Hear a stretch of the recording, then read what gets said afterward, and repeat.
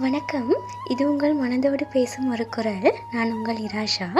இன்றைக்கி நம்ம என்ன விஷயத்தை பற்றி பார்க்க போகிறோம் அப்படின்னு சொன்னீங்கன்னா, நான் ஸ்ட்ராங்காக இருக்கேன்ப்பா அப்படின்னு சொல்கிற எல்லாருமே ஸ்ட்ராங் கிடையாது. அவங்க எல்லாருமே அழக்கூடாது அப்படின்னு கற்றுக்கிட்டவங்களாக தான் இருப்பாங்க.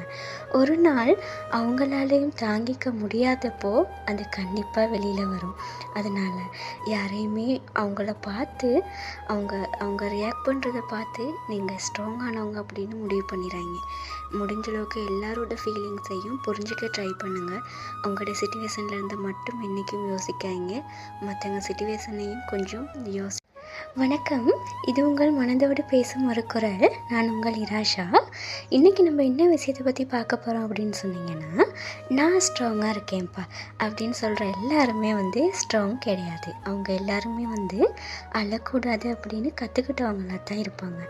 ஒரு நாள் அவங்களாலையும் தாங்கிக்க முடியாதப்போ அது கண்டிப்பாக வெளியில் வரும்.